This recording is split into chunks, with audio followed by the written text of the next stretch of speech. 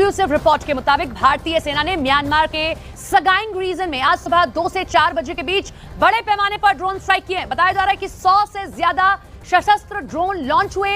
Alpha आई समेत उग्रवादी ठिकानों को निशाना बनाया गया है। चाइना को, पाकिस्तान को, इवन डीप स्टेट को।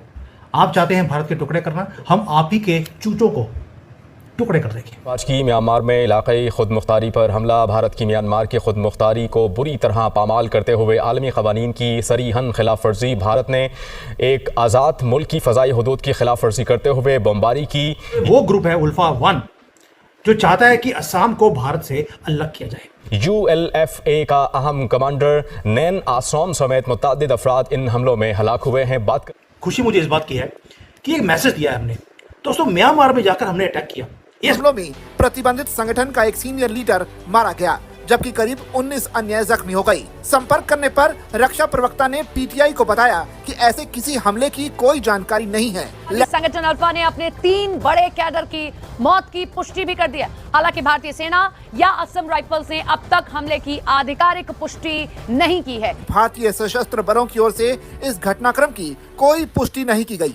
उल्फा आई ने एक प्रेस बयान में कहा कि कई मोबाइल कैंप पर रविवार सुबह ड्रोन से हमले किए गए। जय हिंद दोस्तों, भारत एंड बियॉन्ड न्यूज में आप सभी का स्वागत है। तो दोस्तों, म्यांमार में आतंकवादी कैंप चला रहे उल्फा 1 पर भारत की तरफ से एयर स्ट्राइक कर दी गई है। और कहा जा रहा है कि इस ड्रोन स्ट्राइक में उल्फा के 3 सीनियर कमांडर मारे गए हैं और साथ ही में बहुत से आतंकी घायल भी हुए हैं। उल्फा 1 यानी कि United liberation front of Assam independent चला रहे आतंकवादियों पर हमला भारत के लिए एक बड़ी जीत मानी जा रही है। और ये भी कहा जा रहा है कि इस हमले से भारत ने चाइना और पाकिस्तान को एक मुंह तोड़ जवाब दे दिया है आतंकवाद के ऊपर। आपको बता दें दोस्तों, उल्फा आई को लेकर लगातार ये आरोप लगते रहे कि इसे चीन हथियार सप्लाई करता है कि ये लोग भारत के अंदर आतंकी वारदातों को अंजाम दे सकें। उल्फा आई के प्रमुख ठिकाने म्यांमार के सगाई इलाके के अंदर गहरे जंगलों में फैला हुआ है, जहां पर यह बताया जा रहा है कि भारत की तरफ से इन गहरे जंगलों के अंदर एक प्रिसाइज अटैक हुआ है। उल्फा आई और इस तरह के और भी बहुत से संगठन है जिनको पाकिस्तान और चीन चलाते हैं। इनका मकसद ये है कि इन्हें भारत के टुकड़े करना है, जिसके लिए चीन और पाकिस्तान इन जैसे आतंकी संगठनों को फंडिंग देते हैं और साथ ही में हथियार भी सप्लाई करते हैं। लेकिन अब भारत भी इन जैसे आतंकी संगठनों के खिलाफ एक्टिव हो चुका है और इससे पहले ये आतंकवादी भारत के टुकड़े करने की सोचे भारत इनके ही टुकड़े कर रहा है। और म्यांमार का ये हमला इसी बात का सबूत है और ये भारत के लिए एक बड़ी जीत भी है और साथ ही में इन आतंकवाद को चलाने वाले देश जैसे कि चाइना और पाकिस्तान को एक चुनौती भी है कि भारत इन आतंकवादियों को चुन चुन कर तो मारेगा ही और साथ ही में जो इन आतंकी संगठनों को चलाने के लिए फंडिंग दे रहे हैं वो उन्हें भी नहीं छोड़ेगा। बाकी दोस्तों, म्यांमार के इस हमले पर भारतीय सेना की तरफ से अभी कोई जवाब नहीं आया है। ये बात तो सभी को पता है कि आतंकी संगठनों के पीछे भारत ही पड़ा हुआ है और भारत इस बात का क्रेडिट लिए बिना ही सीक्रेटली इन सभी आतंकवादियों को खत्म करने की ठान लिया है। बाकी इस बात पर आपका क्या सोचना है? क्या भारत के अलावा कोई और म्यांमार के इन आतंकवादियों पर हमला कर सकता है? आप इस पर अपनी राय कमेंट में बताएं और वीडियो अच्छा लगे तो वीडियो को लाइक और चैनल को सब्सक्राइब करना भी मत भूलेगा।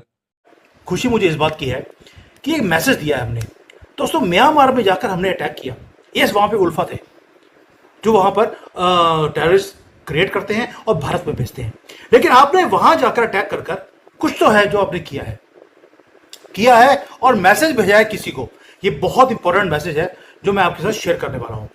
हु आर दोज प्लेयर्स जिसको मैसेज दे रहे हैं और ये इंपॉर्टेंट क्यों था वहां जाना, ये सारी डिटेल में बात करेंगे और गर्व के साथ भारत माता की जय दोबारा से लिखेंगे। मुझे लगता है सुबह से लेकर अब तक ऑलमोस्ट 10,000 से ज्यादा तो मेरे पास मैसेज आ गए हैं कमेंट्स के अंदर, भारत माता की जय। ये बनता भी है और बार बार होगा अब तो, क्योंकि जुलाई का मैं पहले बोला था आपको कि जुलाई से लेकर अक्टूबर तक मोदी जी रौद्र रूप लेने वाले हैं। वो बोलेंगे यहाँ पर ऑपरेशन सिंदूर हम पाकिस्तान के साथ करेंगे, लेकिन मोदी जी की आदत है जहां दिखाते हैं करते कुछ और है। तो उन्होंने सिंदूर डाल दिया म्यांमार में जाकर और ये हिस्टोरिकल दिन है, संडे का दिन, जब आप अभी रेस्ट कर रहे हैं संडे वाले दिन। लेकिन हमारी जो NSA है, हमारी सिक्योरिटी फोर्सेज हैं, रा है, वो रेस्ट नहीं कर रही थी। डीप डेंस फॉरेस्ट के अंदर जाकर जो जंगल्स हैं म्यांमार के, वहां पर प्रिसीशन स्ट्राइक किया गया हमारे ड्रोन्स के थ्रू। कोई फाइटर प्लेन नहीं गया, कोई आदमी नहीं गया, सिर्फ ड्रोन्स। और उसके बाद जो प्रिसीशन स्ट्राइक्स करे हैं, जो टारगेटेड हमने, जो टेररिस्ट के डेल में जाकर हमने घुस के मारना था, वो काम किया है। और ये वो ग्रुप है उल्फा 1 जो चाहता है कि असम को भारत से अलग किया जाए। उल्फा की क्या औकात है यार, आप सोच के देखिए कि वो भारत से असम को अलग कर देगा। बिल्कुल भी नहीं है। That means we have to be clear कि who is ULFA in reality. ये सिर्फ एक रिपेल ग्रुप नहीं है, ये चाइना की तरफ से सपोर्ट किया हुआ, उनकी बैकिंग है, आशीर्वाद है। सारे हथियार उल्फा के पास चाइनीज हैं और फंडिंग आती है आईएसआई से, पाकिस्तान से।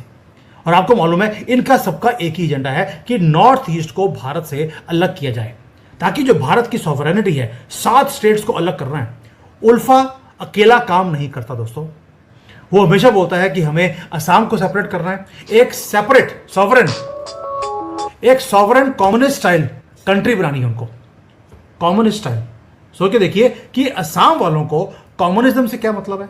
इसलिए उसकी डेमोग्राफी को पहले चेंज किया गया, इन जानवरों को बुलाया गया, इलीगल्स को, और वहां की डेमोग्राफी को चेंज करने के बाद एक ही स्यापा, हमें अपना अलग से कंट्री चाहिए। दूसरा बात,